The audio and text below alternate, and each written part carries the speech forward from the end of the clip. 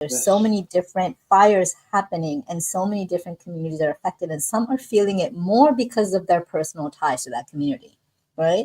So I'm Bangladeshi myself. I during that whole election thing that happened last year, there was this personal connection there, but anyone who's not Bangladeshi wouldn't understand the types of feelings and the types of conversations I'm having with my family or my community. So in all of this, when people are actually asking for support or help or awareness, how do you pick and choose when you don't have a tie to any of these specific communities? What if you're one of the individuals that are not part of the community? Yeah, so remember, we're a community. The Prophet ﷺ told us to stick to the Jama'ah at all times.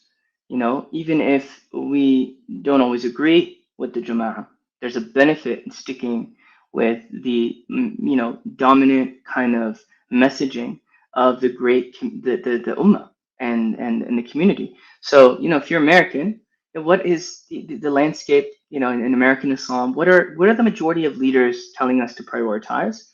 You prioritize that, right? So if you're in America, for example, if you live in America, it makes absolute sense that Gaza and Palestine is the ultimate priority when it comes to advocating against unjust American foreign policy, because we fund this. Our tax dollars fund this. So it makes sense, and it's understandable that most Muslims are going to be, more invested, maybe not emotionally, but maybe more just invested in their time for advocating for Palestine, not just because we should anyway, but also because we're technically maybe divorced from it, but we're also technically a part of the problem in that we pay taxes to a government whose foreign policy is murdering our brothers and sisters in Gaza, right? More than any other place on earth. And so, you know, it's important to follow the community and what they hold as priorities. The other thing I wanted to mention is it's totally normal for you as a Bangladeshi to have more and more stake and investment in issues in Bangladesh. And I'm a Syrian. It makes a lot of sense for me to uh, be seen spending more time, you know, on issues in Syria because I'm most directly affected. I know that better than any other issue, and it also makes sense. As amazing as, mashallah, balanced as Imam Omar Suleiman is, I don't know how he does it. He just does it. He hits every single thing.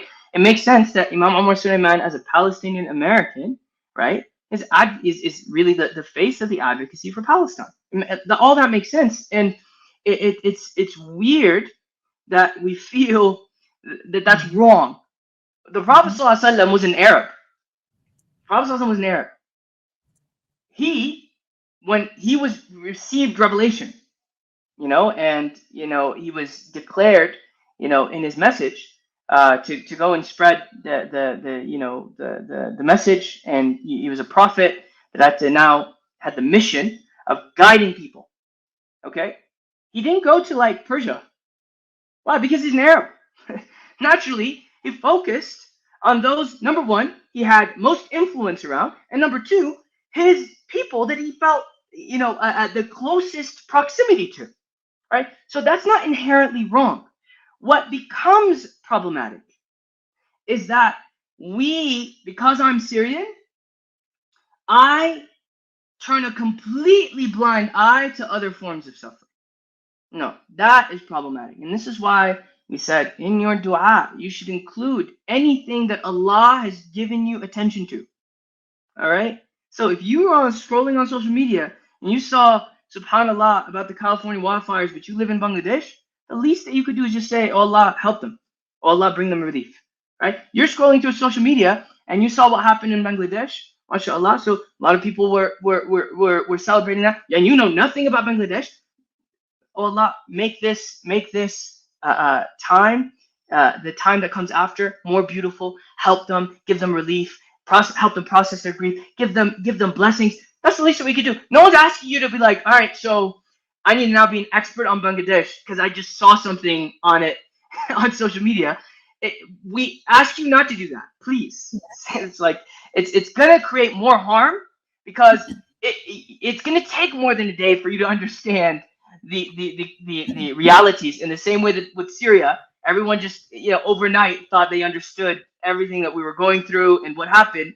And as a result, all of these insensitive takes were being released. All of these ridiculous, hopeless comments were being released because a lot of us Muslims, unfortunately, have been infected by a type of hopelessness, and we forgot that Allah subhanahu wa ta'ala can perform miracles. So, inshallah, I hope that's helpful. Is that, yes, it's normal to feel Yeah. more invested in one cause over the other. We shouldn't turn a blind eye to other causes. And if you don't have any attachment, follow the jama'ah, follow the majority, follow the community in your locale and the priorities in your local community. And just as a final note, that means if you're American, right, are you serving your neighbors? Mhm. That may not be Muslim.